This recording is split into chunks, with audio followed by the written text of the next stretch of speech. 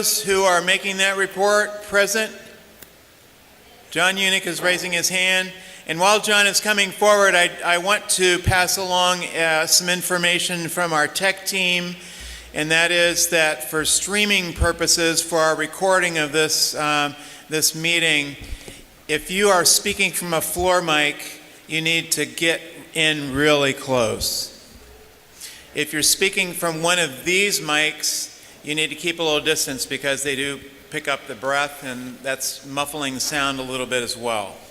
So please, if you're speaking, asking questions, talking from the floor, do come to a mic and speak directly into the mic. Pretend you're doing karaoke or something. So, John. Thank you, Mr. Moderator. I'm John Hunick, and perhaps to your relief, this will be my final report as a commissioner from the Presbytery of the Cascades to the Synod of the Pacific, because the Synod's May meeting was my last. I just want to thank you for allowing me to serve as a commissioner for the majority of the last 40 years. Now the report, or at least the first portion of the report, Ava will give the second portion. Last November, your Synod commissioners reported that the Synod had elected the Reverend Robert Shelton to be our new Synod executive. The call was extended, terms of call were accepted. But since that report, Mr. Shelton made demands for additional benefits, and negotiations for his employment were ended. So he will not be the Synod's executive. The Synod Executive Search Committee is again at work and will report to the Synod in October. And in the meantime, bless her heart, Jane Odell will continue her service as transitional Synod executive.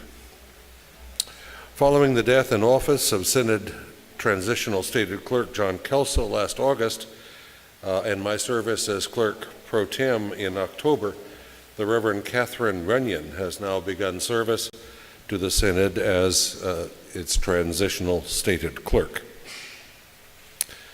Transition time, Ann Butterfield, who has served the Synod's Director of Business Services for the past 17 years, resigned her position as of a month ago to become Vice President of Finance and Operation for the Community Foundation of Sonoma County. And a man named Jerry Gitchell has now been employed by the Synod to serve as Interim Director of Business Services. As the chair of the Synod's Audit Committee, it was my pleasure to report to Synod that the audit by Hood and Strong of the Synod's 2017 finances was a clean audit, the best that is possible. We are a financially healthy Synod. The Synod adopted preliminary mission support and operation budgets for 2019. If you really want to look through budgets, I have copies of them available. I'm not going to read all 400 pages to you. The Synod investment and loan rates were increased as of the 1st of this month, June. Investment rates are now 0.2% higher, and loan rates are 0.25% higher. Both are exceptional values and for rates and investments and loans for entities and congregations within the Synod. It's the best deal you can get, folks, if you're wanting to invest money or to borrow money. The Synod renewed amortized loans at its preferred rates for two of Cascade's congregations, Bend First for $94,000 and Salem and Westminster and Salem for $626,129 for those counting. For more of our Synod report, I now introduce my colleague at Synod, Ava Clark, who has now concluded her service as chair of the Synod's Committee on Representation and will begin work as chair of the Committee on Nominations, as you heard, a difficult job, in October. Ava. Good afternoon again. To continue the report, since John, Hunick, and Lily are off, what's the shall I say that? He said he's retiring as Cascades commissioners, him and Lily. So Greg Neal and I will be joined by the two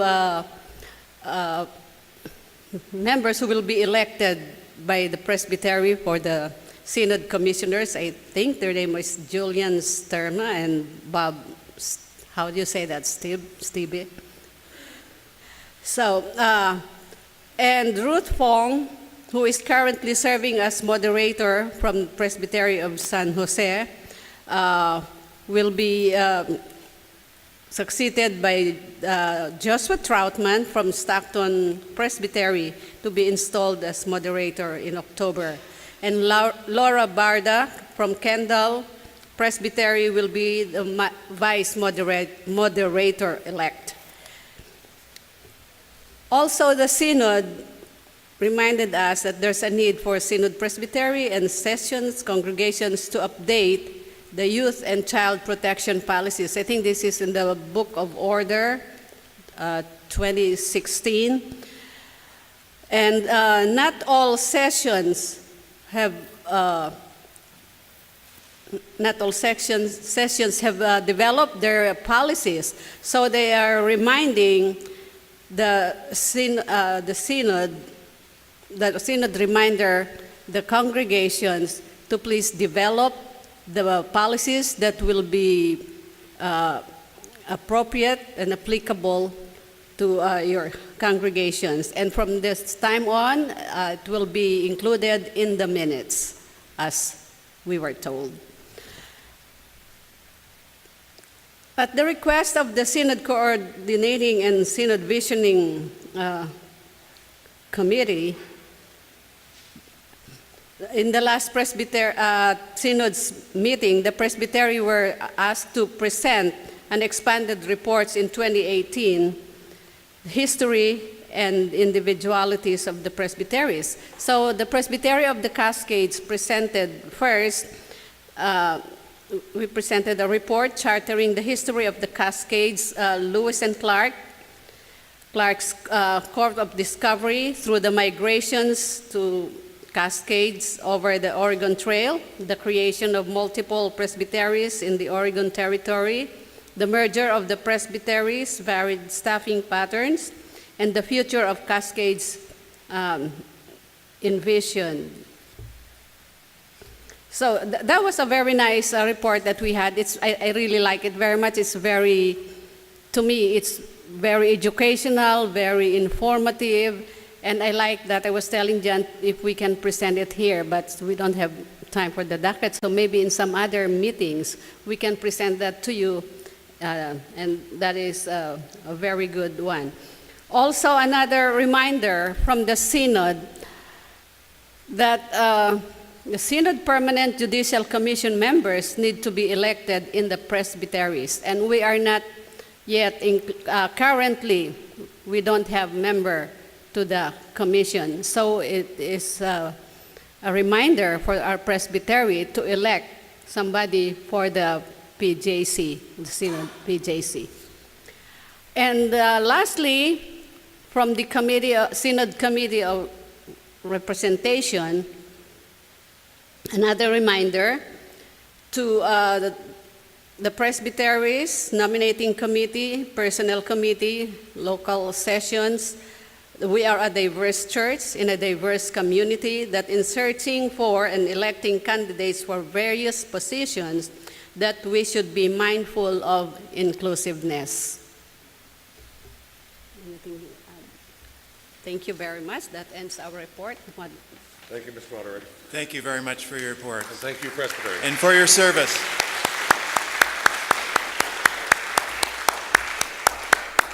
We're honored to have you represent us. Next, we have the Treasurer's Report. Craig Butler.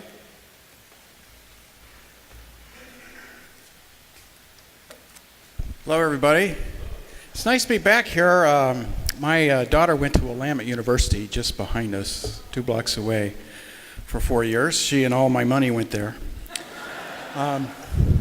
And she must have participated in every music group they had, and some of them performed, I believe, in this sanctuary from time to time.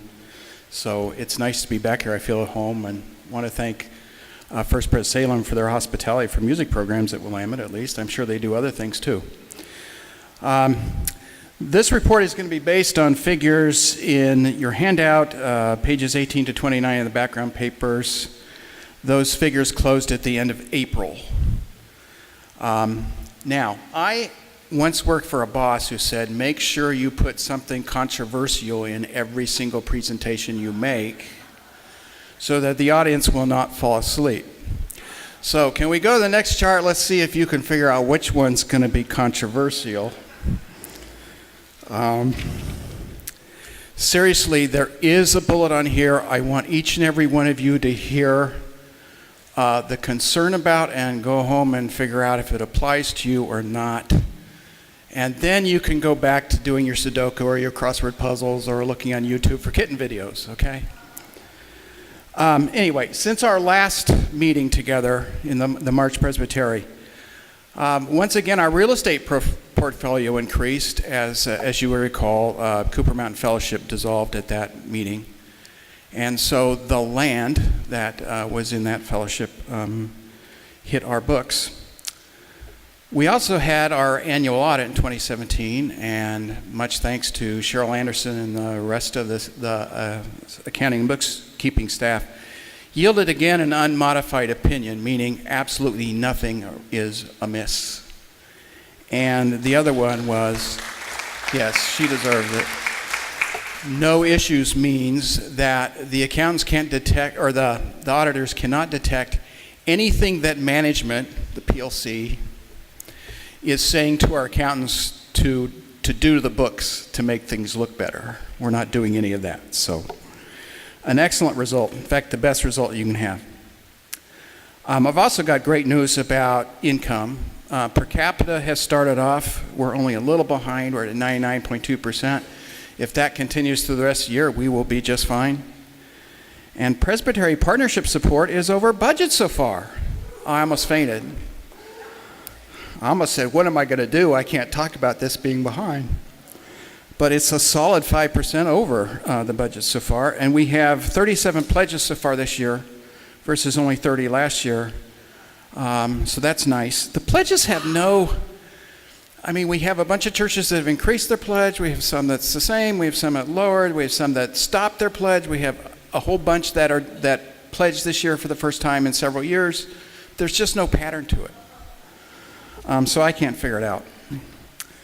Now, the next one is, if you're a sharp-eyed reader of financial statements and you looked at the 2017 final closes, you would see a new item, and it says we took depreciation on buildings for about $77,000 or $79,000 last year. What does that mean? It means to comply with what's called the general accepted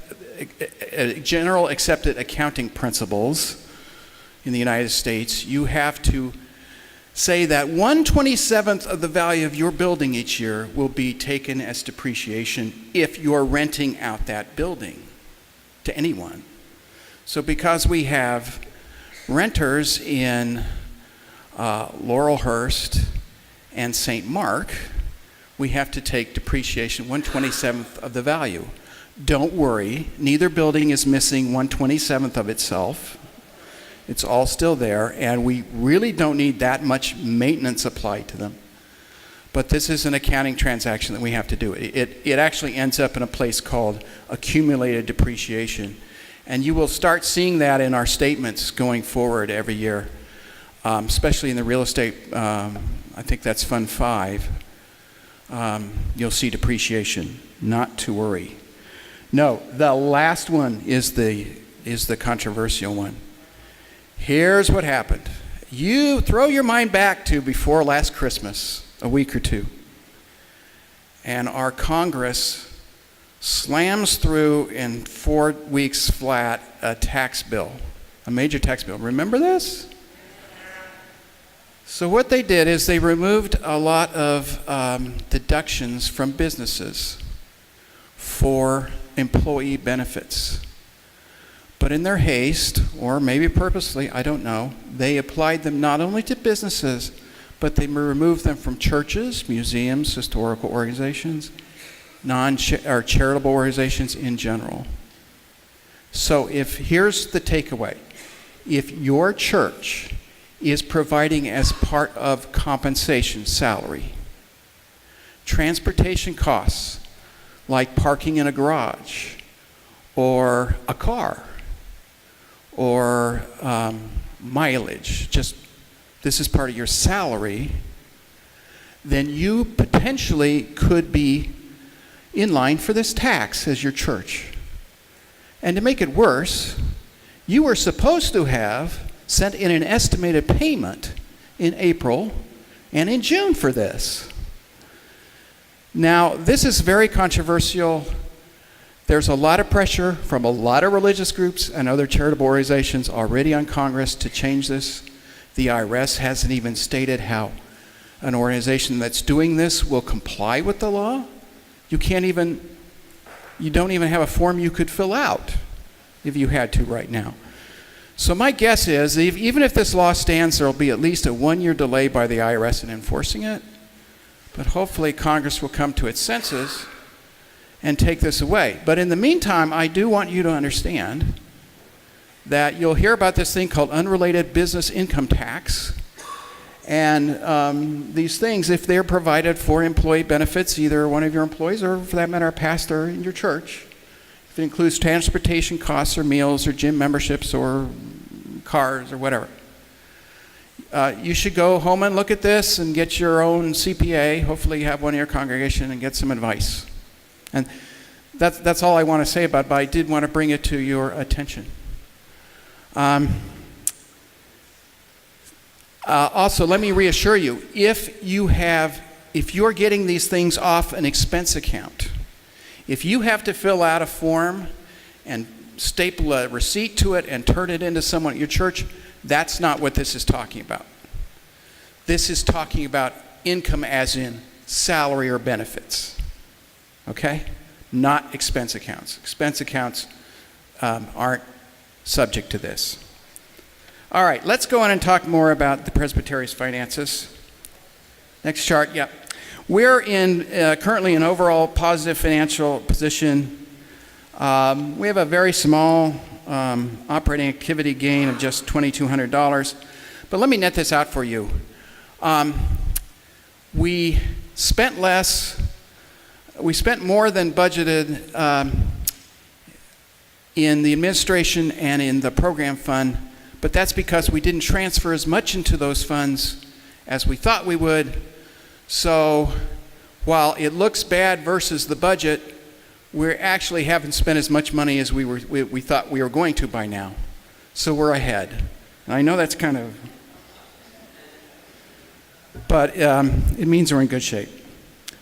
At the end of April, we had an operating surplus of $97,195 in the administration fund. And you'll recall that's mostly coming from per capita income and $1,300 of investment revenue.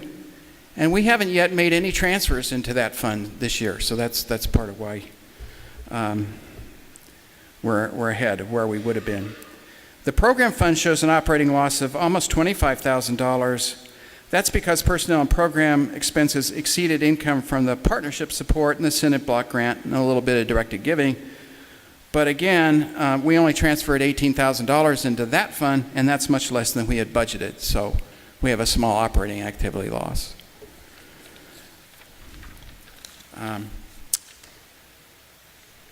From January to April, you may recall that the stock market went way up in January, and then it went way down in February, and then it's kind of bumped along since.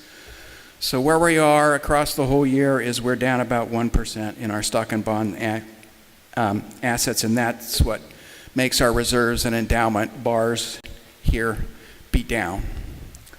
The reserve fund shows an operating activity loss of $54,000 or so. We had investment revenue of $12,375 and some directed giving, but these were more than offset by the administrative and program expenses and designated fund disbursements. Designated funds are the things we've set aside to spend on specific programs and purposes. Also, I sometimes get asked about, we have this negative figure in Fund 3, or the reserve fund for custodial expenses, which is confusing, but so far it's negative because the rental and income and the monies we took over from the churches that dissolved so far are more than what we've spent on maintenance, insurance, custodial, utilities, and all the things you have to do to keep buildings going. Fund 4, our endowment, showed a $21,600 investment loss and administrative expenses, but that was partly offset by dividends and interest of more than $10,000. So it's got a small loss of $16,330. Our fixed asset fund, Fund 5, is off to the right on this chart. I didn't put it in the chart because it would extend up through the roof of the building. That increased by $785,000. The value of the Cooper Mountain property less the depreciation on St. Mark and Laurelhurst. Let's go to the next chart. In the administration budget, we had a shortfall of $2,805 in per capita revenue versus the budget, so 99.2% of it came in. Overall expenses were about $8,700 higher than budgeted. $5,000 of that was the grant for the Genesis Fellowship that we voted at the March meeting, and we did deliver. So we have a net surplus of $97,195, which is great. It's lower than our budgeted surplus of $110,202, but that budget had us transferring more money in, which we haven't had to do. So we're good. In the program budget, we're actually $10,831 ahead of budget in Presbytery partnership support giving, and a little bit short in direct admission support. We transferred $37,000 less from the reserves than we budgeted, largely because we spent $19,000 less on personnel than we budgeted. We budgeted a pad, and we haven't had to use it. So our overall personnel budget expenses for the year are going to be lower than in the budget, which is good news. Next chart, please. A little more on expenses. We send a percentage of whatever we get in per capita to GA. And we send a block grant. Those things added together were about $1,000 less than we budgeted because we collected 99% of our per capita budget. On the administrative side, our Presbytery expenses are about $44,500, including the $5,000 for the Genesis Fellowship. That's a little higher than the $41,000 we budgeted. But again, given that we had a $5,000 unbudgeted item, that's not bad. And if you look at the statement, it looks like there was an overspend of $8,000 for financial operations. That was simply paying for the audit one day before we should have. We paid at the end of April instead of the 1st of May. So it looks awful versus the budget, but it's not. We haven't spent anything on capital equipment so far this year, so we're ahead of budget there. GA and ecumenical ministry support is higher than budgeted because it's a percent of the partnership giving that comes in is what we give to those.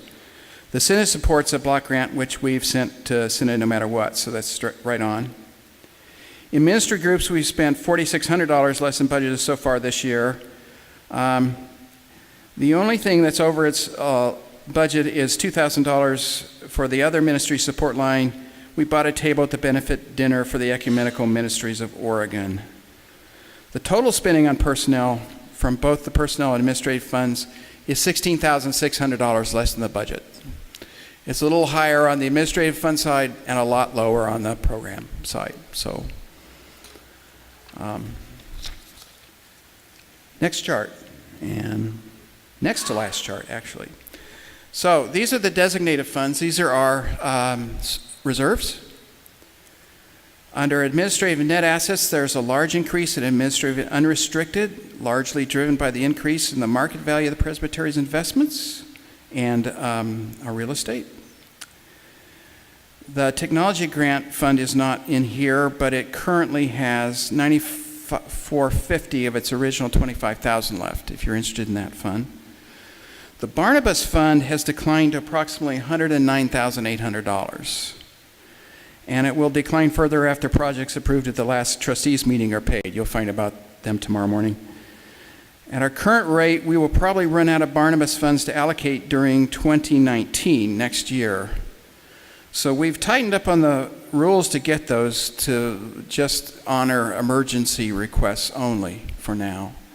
Hopefully we will decide what to do with these buildings and properties, and one of them will free up some funds for Barnabas.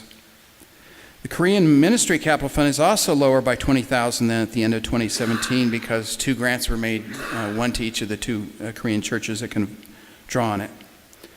The Vitality Fund last March, or in the March meeting, you'll recall, was recharged to have $30,000, and we have most of that still left. So there are funds in the Vitality Funds.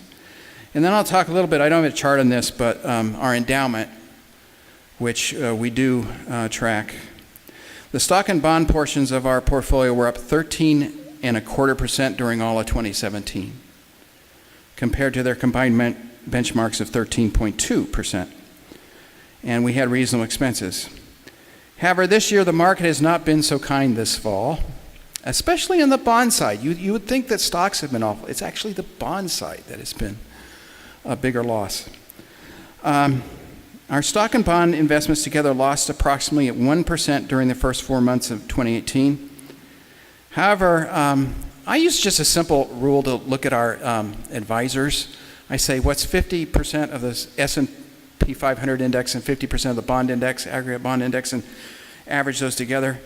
And our 2 advisors are both beating that simple average by 1.5%. So had it not been for their good advice, we would be even farther down, which is a good thing to say.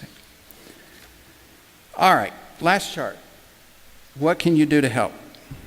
If you're not current on your per capita, please catch up. If you're not current on your per capita plan, please pledge support in 2018 if you haven't already. Last time I looked, we had 47 churches that haven't sent in any partnership campaigns so far this year. We have 38 that have pledged, and 15 of those were new this year, so that's great. It's time.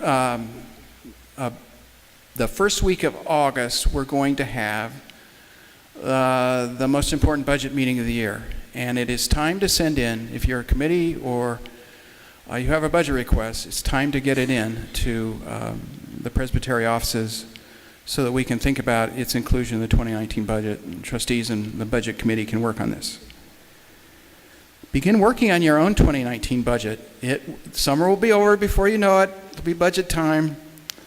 And please consider giving Presbytery Partnership support giving when you do so. And then I'm going to add a bullet to this.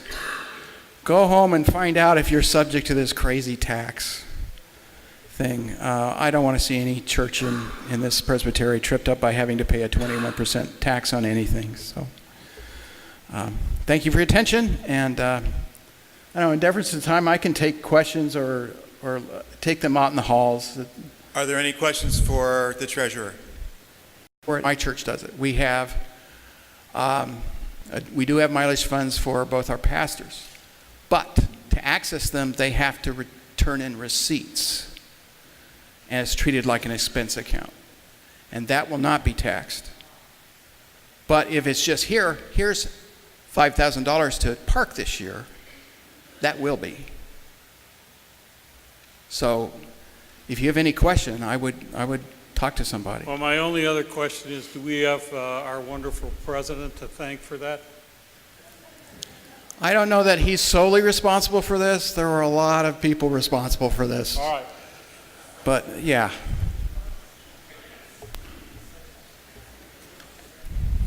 And by the way, I'm going to say I am not a CPA, have never been a CPA, and the first thing you should do when it gets to tax items is, I have an opinion. You need to see a CPA. David Hutchinson, St. Helens, Plymouth. So basically, allowances need to be reimbursable, not a set amount given, right? Correct. Which has always been true. Yeah, that's a good principle to budget by anyway. Okay, well, congratulations on your reelection, and thank you for your report.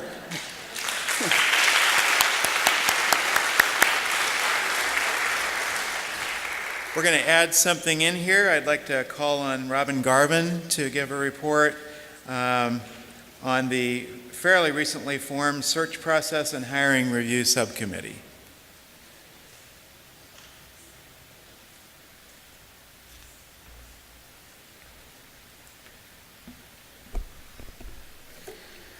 Thanks, Mr. Moderator. As you heard during June's report a little bit earlier, just at the last PLC meeting, we did take action on forming a group that was, it was a part of our search process and the special meeting that we had of Presbytery some time ago for review of our search processes.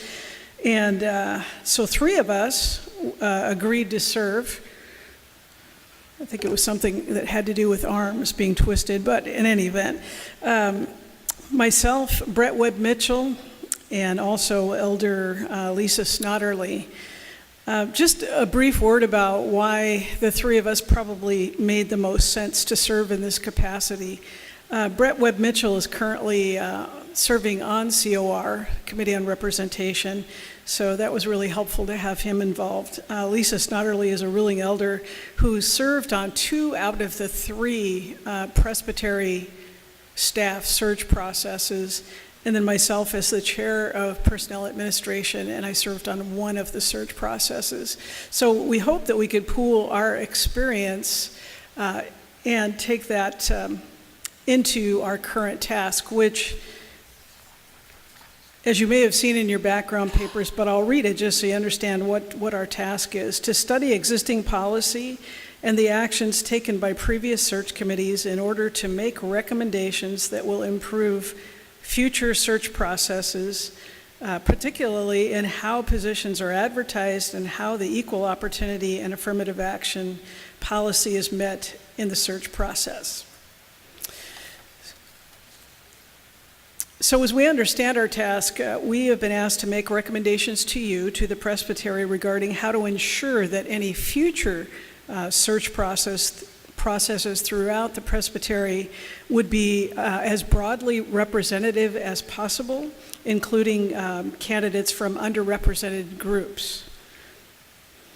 We are newly formed. We've met just 1 time, and it was mostly an organizational meeting. Paul Bells Templeman is our staff, and he was very helpful to us in getting organized. We meet again in July, but mostly just wanted to put faces on this task group for you, and if you have any particular information or comments that you think would be helpful for us in our process, we would be extremely interested and open to your feedback. And we hope to have the report for you at the November Presbytery meeting.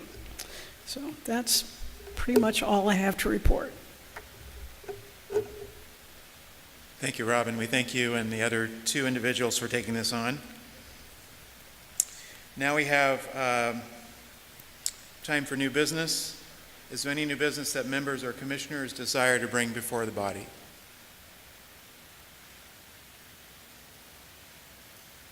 Okay.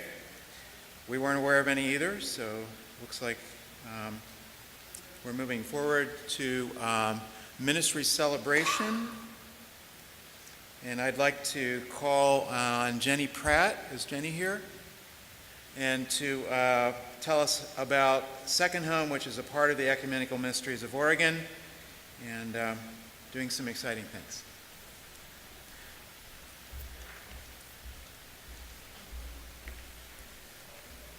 Thank you so much for the chance to tell you a little bit about Second Home. We are a program of Ecumenical Ministries of Oregon, which, as you know, is a statewide faith-based organization. We work on ensuring that everybody in the state of Oregon has the opportunity to be well physically, spiritually, emotionally, and intellectually. So Second Home is one of Ecumenical Ministries of Oregon's 10 community-based programs. And our mission is to provide stable, long-term housing for high school students who are unaccompanied so that they can focus on their studies, explore their gifts and talents, graduate from high school, and launch into their goals and dreams for the future. Unaccompanied means that they are without the consistent presence of parents and guardians and working on their own to stay in school and make it through their graduation. They're amazing kids, and we have quite a few of them in our midst. They tend to go unnoticed because most of them are couch surfing, moving from a friend's couch weekly or monthly, although some of the kids we've worked with have been living in their cars or even outside during the colder months. We have 22,000 kids experiencing homelessness in the state of Oregon. Many of those kids are unaccompanied. And for example, in the Beaverton School District, the most recent numbers after the 2017-2018 school year is that we had about 365 unaccompanied kids. So there's a great need out there. People always ask, how do these kids end up unaccompanied? And there are a variety of reasons, but some of the reasons that we see are not that these kids wanted to leave their home or leave their parents, but that somewhere along the way, the adults in their lives dropped them, sometimes due to addictions, sometimes due to mental illness. Sometimes we see that parents choose a partner over their child, and then the child is on their own to find some housing, which is difficult when you're a teenager, to stabilize your housing when you're on your own. We also have seen a lot of domestic violence and kids falling out of their homes for that reason. In addition, we have had a handful of kids who've come from other countries whose parents have sent them because their parents think they might get a good education here, or they're sending their kids to the country to avoid violence. They're trying to save their lives. So we've had a couple of kids in our program for that reason as well. And the parents do try to secure housing for them here in the U.S., but if that falls apart, the kids are really left with nothing. So it's been our privilege to work with them. And the program is really a collaborative partnership. We work with our EMO staff, our local school district staff, our local city staff to form the core of the Second Home program. And then our faith community, our local businesses, really any individuals who want to see kids be successful and work up to their potential are part of this program. So it's a true community effort to walk these kids through high school and then see them go on to realize their goals and dreams. We provide housing through volunteer home providers. We allow students to interview and choose their own home providers. We put rental contracts in place between students and home providers, and students rent a room from the home providers. Their rent is paid by going to school, chores that they volunteer to do for the home, and then they also have the opportunity to build a positive rental history so that when they go on to their next season of life, they can say, I've rented successfully on a contract.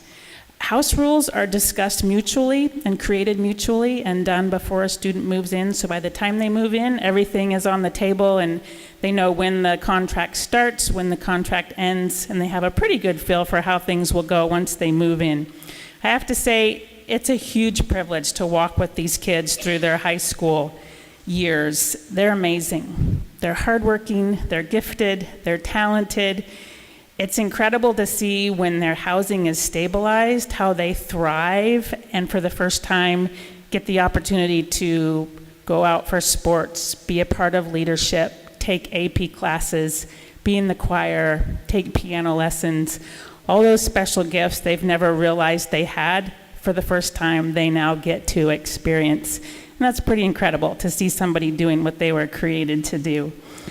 It's also a privilege to be a part of Second Home because it seems to bring out the best in us. Every day we see incredible demonstrations of hospitality, generosity, courage, kindness, and abundant love. And we all win, the students, our staff, the home providers, even whole communities, because when we're living in an everyday way with those tangible qualities as part of our actions and our mindset, we can't help but live more fully into being the people that God intended us to be. So truly, it's a privilege to be part of this program. We're currently working in Beaverton, Lincoln County, Gresham, Westland, Wilsonville, Hillsborough, and we're in conversation with Portland Public Schools and the greater Clackamas counties. But if you are interested in learning more about the program, or you'd like to bring the program to your local school district, please feel free to talk to me. You can get a hold of me through our website or talk to me here tonight, and I'd be glad to share more. We're going to show just a short 3-minute video. It was done a few years ago, so the stats are not current, but the sentiment is very current. Thank you.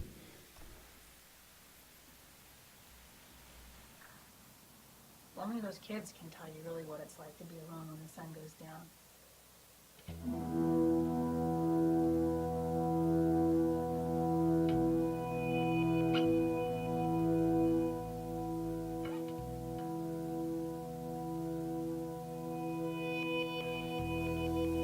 I talked with a student last night. He's been sleeping in a different place every single night for several weeks now. We had 2 kids. They were both sleeping, one under the overhang of a basketball court of a middle school. The other one actually spent several nights in the school dugout with all the clothes he owned on his back.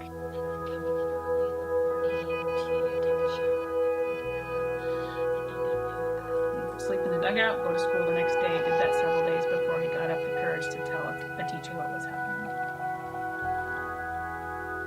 When a person, for some reason or another, is disconnected and completely by themselves, and that's got to be the scariest thing in the world. They've used up all the resources within themselves and still they don't have a home, and still they don't have people around them who are expressing concern and care. That is lonely, and that's scary. We say that we're matching kids with home providers and providing them stable housing support. It's much more than that. Home is a place where anyone can come and speak. The students that I'm talking with say, I want a family who is going to sit down with me. And more often than not, these kids that we work with have never had the opportunity to sit down with a family to dinner and be on that.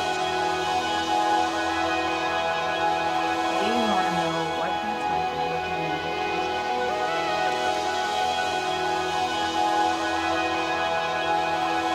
I met with someone just this week. This dude just kind of got out and said, you know what I want in a home? That's what they want. And they are missing that social piece of being loved and cared about and nurtured. And that's what they want. Isn't that what we all want?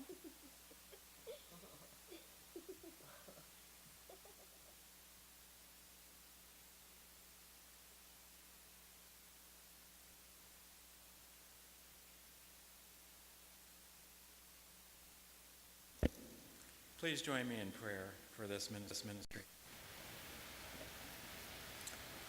O God, our God, your Son Jesus and his family were homeless at the time of his birth. Homeless youth present a crisis in our culture and a failure of our society to provide for those in need. Thank you for the work and the witness of Second Home to provide a home base for youth while they finish high school. We thank you for their vision and their success in this endeavor. And we ask that you continue to abundantly bless this ministry. Through Christ we pray. Amen. Okay, so now we're going to prepare for worship, and I want to just say something about this. We changed the schedule this time so that we were starting later on Friday, and we're going into the evening, even though not everybody likes coming back in the evening, because we're trying to accommodate people's work schedules. Some of us are retired, a lot are not. So we're trying to make it more available. This is one of the suggestions that Committee on Representation had for us. So please do not just disappear after worship today or after dinner. Come back for this evening's meeting. It's very important that we all participate. Let us now, and we'll reconvene at 7:45 this evening. So now let us prepare our hearts for worship.